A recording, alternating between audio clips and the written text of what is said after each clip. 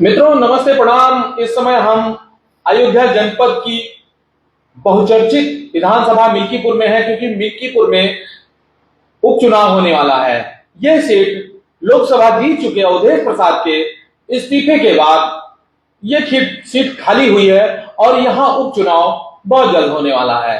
अभी इसकी घोषणा हुई नहीं है कि बहुतेरे यहां पर जो प्रत्याशी है समाजवादी पार्टी से और भारतीय जनता पार्टी सहित अन्य दलों से मैदान में कूद पड़े हैं। इसी क्रम में श्री चंद्रकेश रावत जी हैं, ये हमारे साथ बात करने के लिए मौजूद हैं। आइए इनसे बात करते हैं। चंद्रकेश रावत जी, सुहावल समाचार में आपका स्वागत है। धन्यवाद आपका।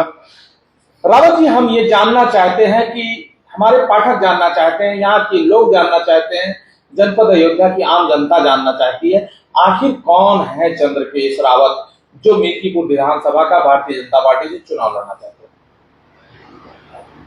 हैं। मैं चंद्रकेश रावत गड़ौली गांव का निवासी हूं। खंडासा में पड़ता है, ब्लॉक अमानीगंज है और मेरी मिल्कीपुर विधानसभा है। यहां से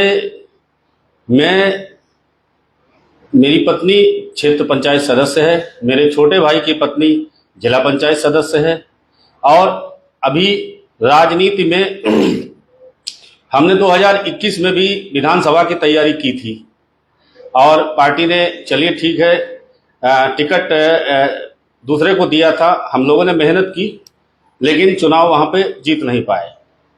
हम यहाँ क्षेत्र में लगातार समाज से जुड़े हुए हैं, समाज के कार्य कर रहे हैं, लोगों के सुख दुख में शरीक हो रहे हैं।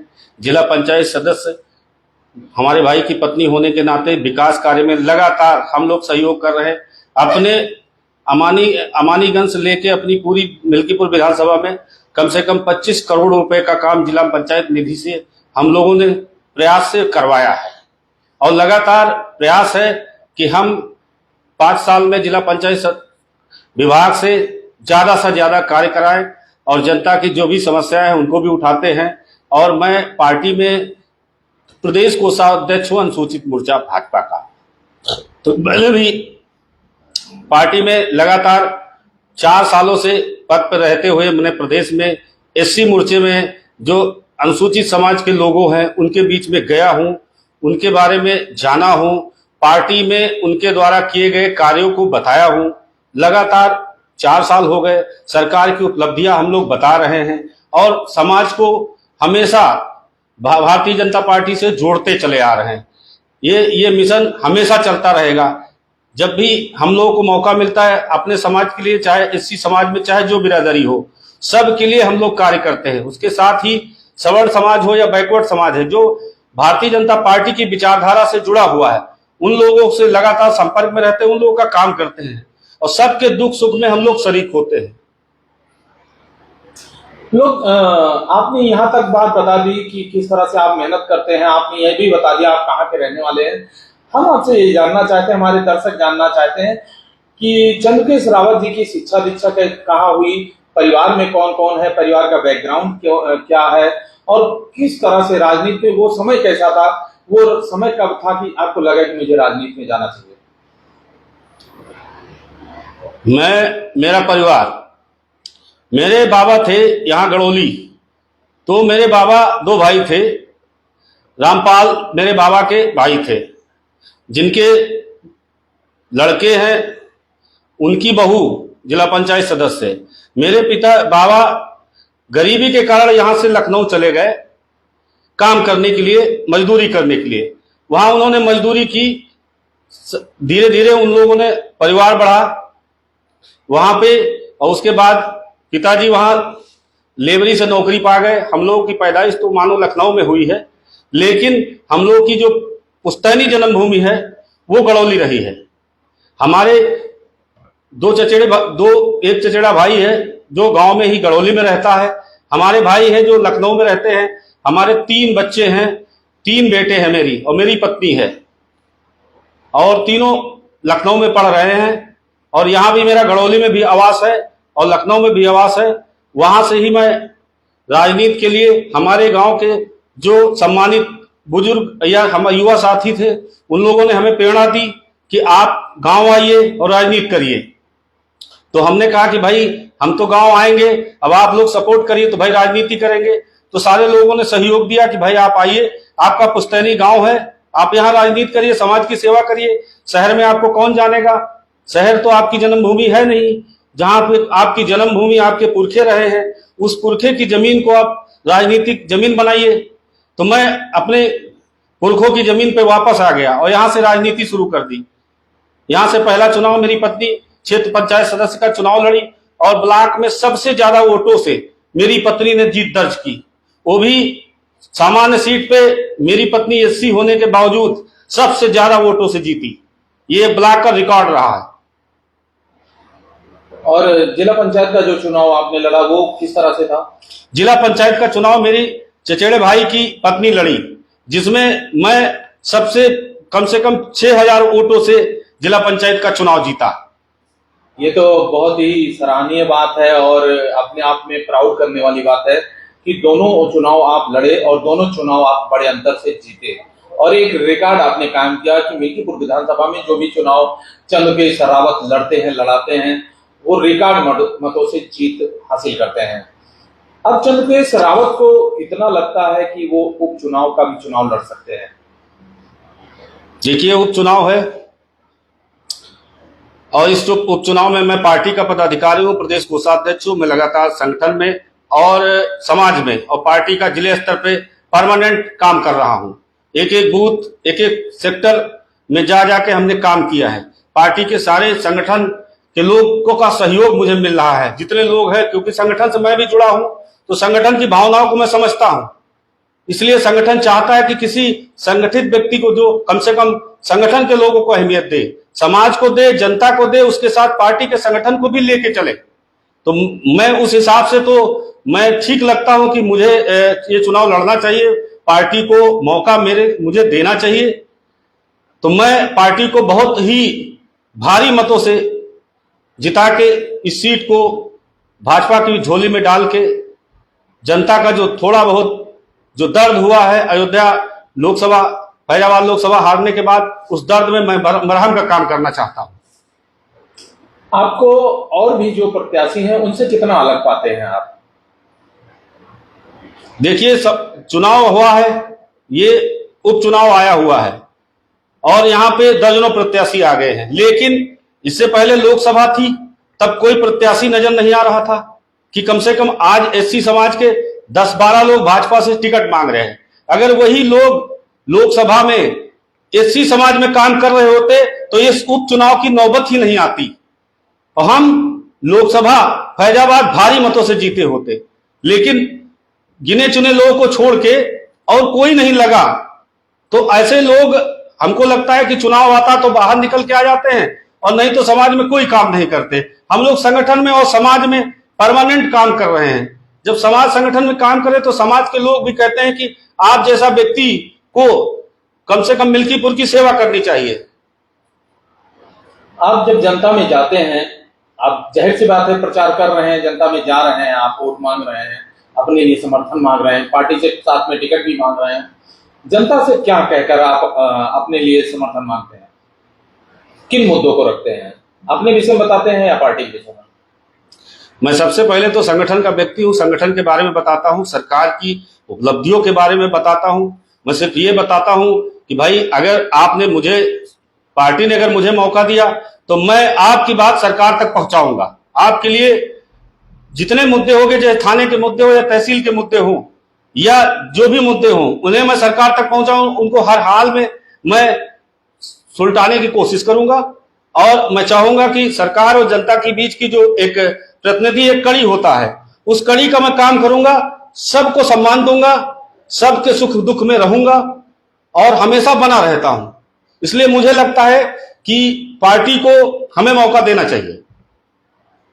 कुल कितने लोग आपके मिल्कीपुर विधानसभा से पार्टी से टिकट मांग रहे हैं? अब गिनती तो मैं नहीं बता पाऊंगा, लेकिन 10 से ऊपर हैं। आप किससे चुनौती मानते हैं खुद को? मैं किसी से चुनौती नहीं मानता हूं। मैं संगठन में काम कर रहा हूं, तो संगठन जिसको भी चाहे, हम जिसको भी टिकट देगा, हम संगठन का उसके लिए काम करेंगे। पार्टी हमारे लिए काम हमें देगी तो हम हमारे लिए संगठन खड़ा होगा। तो हमारी चुनौती किसी से नहीं है। हर व्यक्ति को जो पार्टी में काम करता है उसको टिकट मांगने का अधिकार है, कोई किसी से कोई चुनौती नहीं है।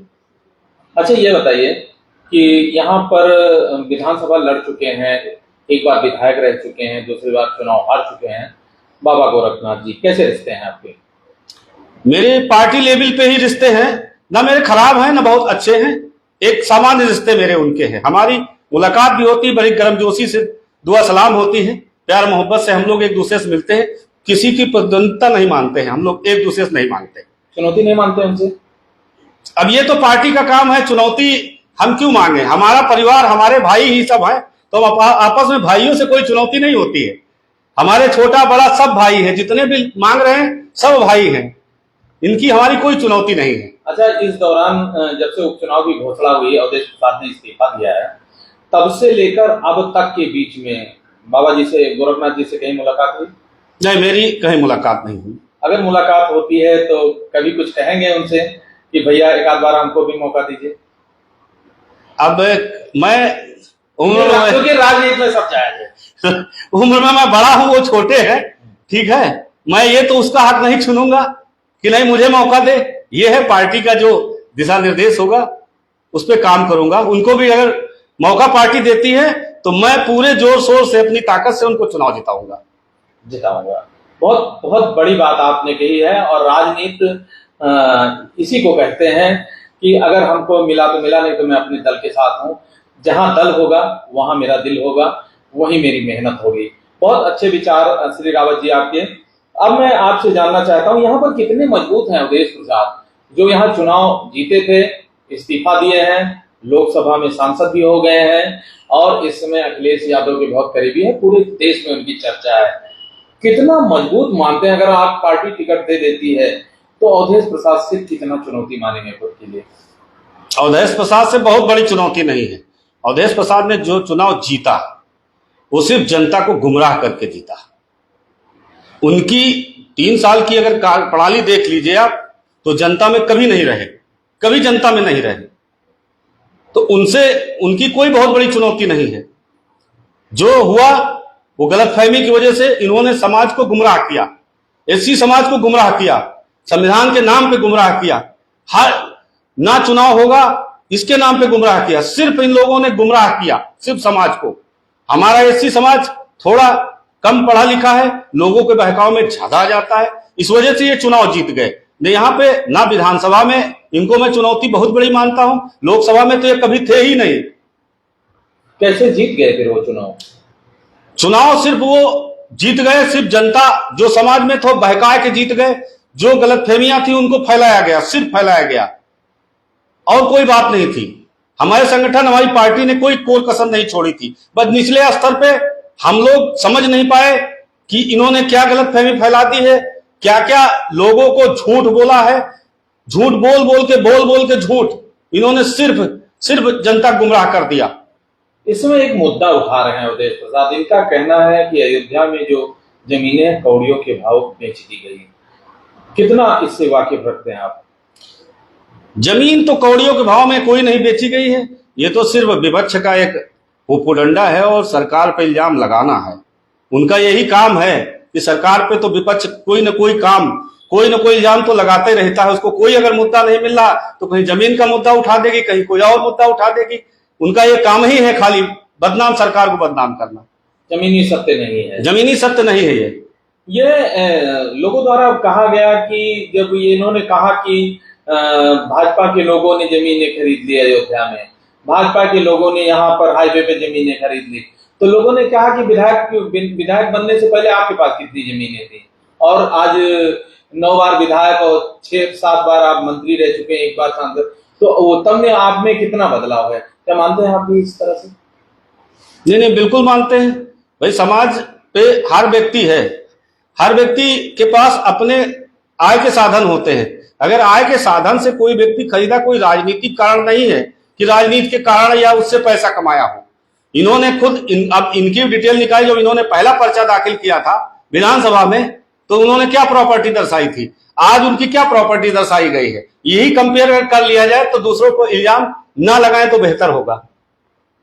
बहुत सुंदर बातें आपने कही श्री रावत जी। अब हम ये जानना चाहते हैं आपसे कि टिकट के प्रति कितना आप आश्वस्त हैं कि टिकट आपको ही मिलेगा। पार्टी ने क्या कहा है आपसे? पार्टी संगठन ने यही कहा है कि भाई अगर ग्राउंड रिपोर्ट पे आपकी परफॉर्मेंस बहुत अच्छी है तो टिकट आपको मिलेगा। और मैं भी ये मानता हूं कि ग्राउंड रिपोर्ट पे मेरी परफॉर्मेंस बहुत अच्छी है। समाज के लोग जितना भी है, पार्टी से संगठन से लेकर समाज के लोग मुझे पसंद कर रहे हैं, मुझे सपोर्ट कर रहे हैं। हर जगह मेरी चर्चाएं भी धीरे धीरे शुरू होकर पूरे समाज में फैल चुकी हैं। बस कुछ चंद जब भी टिकट घोषित होगा तो मुझे उम्मीद है कि पार्टी मुझे ही मौका देगी। आपको लगता है कि पार्टी आपके नाम को देकर चौंका सकती है पूरे जिले को? अब इसमें चौंकाने वाली कोई बात नहीं होगी। कोई हमें कहीं से निकाल के तो लाया नहीं गया है कि मैं कहीं से जिंद की तरह निकल आया हूं। भाई पार्टी संगठन में काम कर रहा हूं, प्रदेश अनुसूचित मोर्चे का प्रदेश कोषाध्यक्ष हूं, लगा 4 साल से समाज में रह रहा हूं, विधानसभा में काम कर रहा हूं, जिले में काम कर रहा हूं, पूरे प्रदेश में काम कर रहा हूं, सारे लोग हमें जानते हैं, तो इसमें कोई चौंकाने वाली बात नहीं होगी। भारतीय जनता पार्टी के 4 विधायक हैं और 5वां तो आपके सामने टिकट मांग ही रहा है। उन लोगों से कैसे रिश्ते हैं आपके? हमारे विधायक चारों विधायकों से बहुत अच्छे रिश्ते हैं। जिले के जितने भी हमारे जनप्रतिनिधि हैं, चाहे वो महापौर जी हो, जिला पंचायत अध्यक्ष हो, विधायक हो, सभी से हमारे बहुत मधुर रिश्ते हैं। टिकट को लेकर इन लोगों से मुलाकात किया? हाँ, सीवी मैंने दी है इन लोगों को और इन लोगों ने कहा है कि ठीक है, हम लोग का भी समय आएगा तो आपके बारे में विचार जरूर करेंगे। हम जैसे ये कह सकते हैं कि रामचंद्र यादव जी, अमित जी, वेद जी, इन लोगों से भी मुलाकात किया? नहीं, अभी वेद जी और इन लोगों से भी मेरी मुलाकात नहीं हुई है, तीनों लोगों से। लेकिन करेंगे? मैं करूंगा, सबसे मुलाकात करूंगा। हमारे भाई जिले के विधायक हैं, हम चाहेंगे हमें सपोर्ट करें, हम उनके कंधे से कंधा मिला के पार्टी की सेवा करें, समाज की सेवा करें। महापौर जी से मिले थे? हम महापौर जी से मिले थे। क्या आश्वासन मिला वहां से? उन्होंने कहा कि आपके बारे में पता कि आप अच्छे व्यक्ति हैं, आप लगे रहिए, ठीक है, और अगर मौका मिलता है तो भाई आपका सपोर्ट करेंगे। अच्छा, सांसद जी से मुलाकात की? जी, सांसद से मुलाकात हुई। क्या आशीर्वाद मिला वहां से? उन्होंने आशीर्वाद मिला या खाली लौट के आए? नहीं, आशीर्वाद मैं एक बार नहीं, कम से कम चुनाव हारने के बाद 5 बार उनसे मिला। ऐसा क्यों? अब पार्टी, मान लीजिए हमारे सांसद जी कहीं ना कहीं कुछ मतों से चुनाव हार गए तो थोड़ा दुखद था। हम लोगों के लिए भी, पूरे जिले के लिए बात दुखद थी। सांसद जी के लिए तो बहुत दुखद हो, क्योंकि वो इतने बड़े हमारे 5 बार के विधायक रहे, 2 बार के सांसद रहे, हमारे जिले की शान है सांसद जी। उनको कहीं ना कहीं थोड़ा सा तकलीफ हुई, तो उस तकलीफ को थोड़ा सा हल्का करने के लिए हम भी उनके साथ समय दिया करते थे, कुछ वार्ता करते थे। उसमें अपनी भी समय और मौका और देख के हमने भी अपना थोड़ा सा बताया कि सांसद जी, अब अगर आपका आशीर्वाद हो, आदेश हो, तो भाई हम भी क्षेत्र में जाए। तो आपने कहा नहीं कि आप बड़े भाग्य से आप हार गए और बड़े भाग्य से मुझे मौका मिला है? नहीं, ये कैसे हो सकता है कि ये बताइए। किसी का कहावत एक कही गई है गांव में, किसी का बाप मर जाए तो बेटे के पैदा होने की खुशी नहीं मनाई जाती है। क्या बात है, बहुत सुंदर। चलिए, सांसद जी ने क्या कहा आपसे?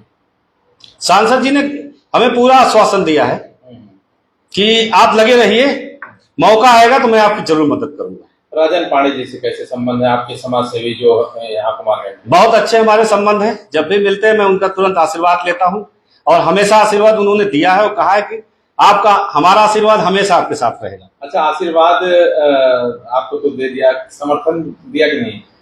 अभी तो मान लीजिए जब पार्टी टिकट दे तो समर्थन की बात हो, बाकी मैं लोकल क्षेत्रीय हूं, उनके नजदीकी हूं, तो उनका समर्थन मेरे साथ ही रहेगा। छोड़ के कहाँ जाएंगे मुझे? हाँ, सही है ना, छोड़ के कहाँ जाएंगे। अच्छा चलिए, जनता क्या चाहती है? आपका मूड भांपने का प्रयास किया जनता का यहाँ का? जी बिल्कुल किया। क्या चाहते हैं लोग? अब जनता तो मान लीजिए, अगर हम संगठन के व्यक्ति अपनी ही लोगों की बुराई करें वो ठीक नहीं है, लेकिन जनता तो थोड़ा सा बदलाव चाहती है। हाँ, बिल्कुल बदलाव चाहती है। अगर आपसे ये पूछा जाए कि आपके यहाँ जो विधायक थे और फिर चुनाव हार गए, बाबा गोरखनाथ जी, उनकी खूबियां क्या आपको अच्छी लगती हैं? अगर ये कहा जाए उनकी वो आदत कौन सी है जो आपको बुरी लगती है? भाई खूबियां तो उनकी है, बोलते बहुत अच्छा है, ये तो उनकी बहुत अच्छी खूबी है। उनका बोलना मतलब बहुत अच्छा लगता है। लेकिन समाज में कभी भी जनप्रतिनिधि को समाज को लेके चलना चाहिए, समाज में बांट के नहीं चलना चाहिए। और कहीं ना कहीं समाज में अगर कहीं दो पक्षों में कुछ होता है तो उस पर जनप्रतिनिधि को हमेशा सुलह करवाना चाहिए, ना कि कोई ऐसी कार्रवाई कराई जाए। क्योंकि 5 साल बाद, हर 5 साल बाद हम लोग का इम्तहान होता है, जो भी चुनाव लड़ता है, तो इम्तहान में वही, ये जान लीजिए, नंबर वही लोग देते हैं, जनता ही देती है। अगर हम किसी के साथ जरा सा भी गलत कर देंगे तो वो जनता चुनाव में, चाहे वो विधायकी का हो और चाहे वो प्रधानी का हो, अगर आपने इतना भी गलत कर दिया तो आपके साथ समाज में बैठेगी, उठेगी, खाएगी, पिएगी, नफरत नहीं करेगी। लेकिन जब चुनाव आएगा तो उसको वो बात याद आ जाएगी कि हम जनप्रतिनिधि ने मेरे साथ ये किया है, तो मैं इसका बदला जरूर दूंगा। तो ये नहीं होना चाहिए। जनपद में एक चर्चा है, इस तरह के कई आरोप लगते हैं कि विधायक की कार्यकाल में इन्होंने कई लोगों को मुकदमे लिखाए, कई लोगों को प्रताड़ित कराया, कई लोगों पर कार्रवाइयां करवाई। कितना सही मानते हैं, कि क्या सही बात है?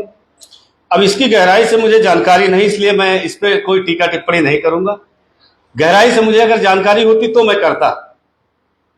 तो आप इसी विधानसभा के रहने वाले हैं, यही तो जो विधायक थे, तो आप यही थे कि जी नहीं, यही था। तो आपने उनके कार्यकाल को देखा नहीं? नहीं, कार्यकाल तो उनका अच्छा रहा, कार्यकाल में उनके कमी नहीं रही। अब कहीं ना कहीं जनता को संतुष्ट नहीं कर पाए, कार्यकाल अच्छा रहा। चलिए, पार्टी नेतृत्व से क्या कहना चाहते हैं हमारे चैनल के माध्यम से? क्या अपने मन की बात क्या कहना चाहते हैं? जैसे आपके प्रधानमंत्री जी मोदी जी मन की बात करते हैं, आज चंद्रशेखर रावत जी अपने मन की बात से पार्टी नेतृत्व को क्या कहना चाहते हैं, और यहाँ की आम जनता से क्या कहना चाहते हैं अपने मन की बात, बताइए। मैं पार्टी नेतृत्व से यही कहना चाहता हूं कि जो भी कैंडिडेट दिया जाए, सबसे पहले तो वो संगठन की बात सुने, संगठन को लेके चले, उसके बाद जनता के बीच में हमेशा बना रहे और विकास के कार्यों पर लगातार मॉनिटरिंग करता रहे। हम ये पार्टी से कहना चाहते हैं, जो ऐसी स्थिति हो, जो तो ऐसे में अगर मैं ऐसे काबिल हूं तो मुझे कैंडिडेट बनाना चाहिए। जनता से क्या कहना चाहते हैं? जनता से तो यही कहना चाहते हैं कि एक बार अगर पार्टी ने मौका दिया, अगर आपने हमें विधायक बनाया, तो हम सुख दुख में आपके 24 घंटा आपके साथ रहेंगे। आपके विकास कार्य को हम जहां तक हो सकेगा वहां तक बढ़ाएंगे। आपकी बात शासन प्रशासन से लेकर मुख्यमंत्री तक भी पहुंचाएंगे। मौका ऐसे मुद्दे अगर कोई हुए तो उन्हें विधानसभा में उठाएंगे। हमेशा आपके साथ रहेंगे। कभी ऐसी भावना आपके अंदर नहीं आएगी कि जो जनप्रतिनिधि हमने चुना है शायद कोई गलती कर दी है। लोकल होने को कितना मजबूती मानते हैं आप अपनी? लोकल होने की मैं पूरा मजबूती, लोकल की वजह से मैं अपने आप को सबसे मजबूत कैंडिडेट मानता हूं कि मुझे पार्टी टिकट देगी। चलिए, आपने इतनी बातों की खूबसूरती से आप उत्तर दे रहे हैं, हम आपसे ये जानते हैं, कभी कभी लगता है कि यार राजनीति में क्यों आ गए? देखिए, राजनीति तो समाज में जब ये देखा जाता है कि कुछ लोग, अपने लोगों का कुछ काम नहीं हो रहा, तो लोगों कहने पे लोग आते हैं। अपनी मर्जी से राजनीति में पारिवारिक होती वो आती है। अलग से अगर कोई आता है तो उसको कहीं ना कहीं समाज में जो हो रहा है उससे कहीं ना कहीं कष्ट होता है।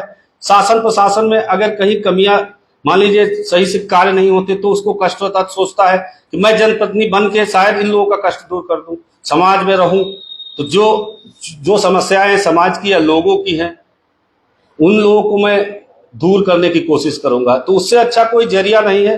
पैसे से किसी की मदद नहीं हो सकती है। एक समाज सेवी बनकर भी उतनी ही मदद हो सकती है कि जितनी, जहां पे पावर की बात आती है कि हमारे पास एक्स्ट्रा पावर हो, तो एक जनप्रतिनिधि के पास एक एक्स्ट्रा पावर होता है, जिसके कंट्रोल में थाना, तहसील, डीएम, एसपी सब जगह वो बात रख सकता है, उसकी सुनी जाएगी। अगर आपसे कम शब्दों में पूछा जाए तो वो कौन सी कमियां रही जिसकी वजह से लोकसभा आपकी पार्टी हार गई? अब देखिए, मैं तो बहुत छोटा कार्य करता हूं, इसलिए पार्टी का, हमारे पार्टी के लोग खुद ही पूरा बैठ के सर्वे कर लिया है। ठीक है, अभी भी पार्टी कैसे हारी उसकी समीक्षा जारी है। अब पार्टी समीक्षा जो की है उसी के हिसाब से, अब वो समीक्षा के बारे में मैं नहीं बता सकता हूं क्यों हारी। चलिए, लोगों का कहना है कि लोकसभा जो प्रत्याशी थे आपके लल्लू दादा, वो जनता में जाते नहीं थे, लोगों की सुनते नहीं थे, लोगों के सुख दुख में नहीं पहुंचते थे। ये बहुत बड़ा कारण था। अगर कैंडिडेट चेंज होता तो शायद भाजपा आज चुनाव ना हारती। कितना सही मानते हैं? ऐसा नहीं है, सांसद जी हमेशा लोगों के बीच में रहे आते भी जाते रहे। ये जो भी इल्जाम है, सांसद जी ने हमेशा समाज में काम किया, लोगों से परमानेंट वो मिलते रहे, सुबह शाम तक जहां जब भी मिलता था चौपाल लगाते थे, अपने घर पे बैठते थे, जनता में हमेशा बने रहे।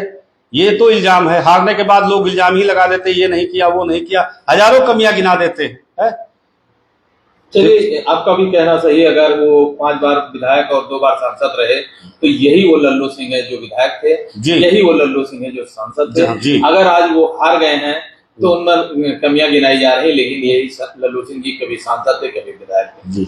आपने अपने टिकट की मांग यही की है या प्रदेश स्तर पर की है? मैंने अपने टिकट की मांग जिले स्तर पर भी की है, प्रदेश स्तर पर की है और केंद्रीय राष्ट्रीय स्तर पर भी की है। राष्ट्रीय स्तर पर भी है। ये कब तक आपको लगता है कि कब तक आपके नाम की घोषणा हो जाएगी? अभी तो पार्टी सिर्फ अपने संगठन को ठीक कर रही है। जो लोकसभा में हम हार गए उसकी वजह से संगठन में कहीं न कहीं कमजोरियां थी, तो हम लोग सबसे पहले तो हमारा पार्टी ने तो संगठन को ठीक करा। अभी चुनाव पे हमको नहीं लगता कि कोई अभी चुनाव पे चर्चा है, तैयारी के लिए हम भी लगे, सब लोग लगे हैं, लेकिन सिर्फ संगठन में ही काम हो रहा। अभी टिकट के लेकर कोई बैठक कुछ भी नहीं हो रही। जो लोग टिकट मांग रहे हैं, ये लगभग 1 दर्जन की बात आप कर रहे हैं, तो जो लोग टिकट मांग रहे हैं उनसे कुछ कहना चाहेंगे हमारे माध्यम से, कैमरे के माध्यम से, हमारे स्वभाव समाचार अयोध्या के माध्यम से? हम उनसे तो यही कहना चाहेंगे, पार्टी जिसको भी टिकट दे, सारे लोग एकजुट होकर पार्टी को देखे, कमल के फूल को देखे, उसको जिताइए। पार्टी जीतेगी तो हर व्यक्ति जीता हुआ है, किसी का ये पार्टी लाइन से कोई हट के काम ना करे, सबको मौका मिलेगा। किसी को विधायक की का मिलेगा, किसी को ब्लॉक प्रमुखी का मिलेगा, किसी को जिला पंचायत का मिलेगा, सबको मिलेगा। विरोध तो कोई ना करे। अगर पार्टी हमारी बहुत अनुशासित पार्टी है, हमेशा सबको अनुशासन में रहना, तो हम सबसे यही कहेंगे कि किसी को भी मिले, हम सब लोग अनुशासन में रहेंगे और उसको जिता के लाएंगे। तो मित्रों, ये थे चंद्रभान पासवान जी और चंद्रकेश रावत जी। तो ये चूंकि एक कमेंट आ रहा था, मैं उस कमेंट को पढ़ ही देता हूँ। मैं उस कमेंट को पढ़ रहा था। गोविंद पासवान जी लिख रहे हैं, चंद्रभान पासवान जी को भी भैया मौका मिलना चाहिए। तो मैं उस पढ़ते पढ़ते ये गलती हो गई हमसे। तो जो लोग उनके समर्थक हो सकते हैं या रिलेटिव हो सकते हैं, उनकी बात को रख रहे हैं। तो अच्छा, चंद्रभान पासवान जी की बात करें, वो भी टिकट मांग रहे हैं, वो रुदौली के रहने वाले, सही है ना जी? कितना जानते हैं आप उनको? मैं मिला हूं, यही पिछली बार भी चुनाव जब चल रहा था 2022 का, तो मैं भी उस समय चुनाव में टिकट मांग रहा था, वो भी मांग रहे थे, तो मुलाकातें हमारी होती है। ऐसे ही फंक्शन में कहीं जाते हैं तो मुलाकातें होती रहती है। अच्छा, उसके बाद मिले, जब टिकट नहीं मिला तो आप लोग दोनों मिले एक दूसरे से? हाँ। यार, ना तुझे मिला ना मैं मिला, ये तो गजब ठग गए हम लोग। नहीं, ऐसी बात नहीं। देखिए, मैं तो संगठन से जुड़ा हूँ, नहीं मिला तो अलग बात है। हम लोग संगठन में परमानेंट काम करेंगे, ठीक है। आज नहीं तो कल हम लोग को पार्टी मौका देगी, जब भी उचित लगेगा तो मौका देगी, तो उसमें किसी की बुराई ठीक नहीं। मैं अगर संगठन से नहीं होता तो भले किसी की बुराई करता। तो मित्रों, ये थे चंद्रकेश रावत जी। ये अमानीगंज के गड़ौली के रहने वाले हैं। पत्नी इनकी क्षेत्र पंचायत सदस्य, तो वही चचेरे भाई की पत्नी यहाँ से जिला पंचायत सदस्य है। अपनी राजनीतिक धरोहर मजबूत कर चुके चंद्रकेश रावत जी ये मानते हैं कि ये इस ब्लॉक की सबसे बड़ी जीत जिला पंचायत, तो उसी तरह से क्षेत्र पंचायत की सदस्य की भी जीत सबसे बड़ी है। और इन्हीं सभी बातों को आधार मानते हुए मिल्कीपुर विधानसभा में होने वाले उपचुनाव के लिए टिकट की मांग भारतीय जनता पार्टी शीर्ष नेतृत्व से कर रहे हैं। जनता से कहना है कि अगर हम विधानसभा पहुंचे तो आपके हक हुकूक के लिए वहां पर जोर शोर से जोर लगाएंगे, और तथा यहाँ पर आकर अधिकारियों हो या डीएम कप्तान हो या थाना हो, तहसील हो, आपके हक की लड़ाई लड़ेंगे और आपके बीच में वो सारे सेवा भाव देने का प्रयास करेंगे जो उनके हक और अधिकार में है। अब ये समय बताएगा कि भारतीय जनता पार्टी को मौका देती है या 22 की तरह एक बार फिर से निराश करती है। ये तो भविष्य के घर में है कि पार्टी अपना प्रत्याशी भारतीय जनता पार्टी किसको बनाती है। चंद्रकेश रावत जी, बहुत बहुत धन्यवाद, आपने इतना समय दिया, हृदय से धन्यवाद आपको।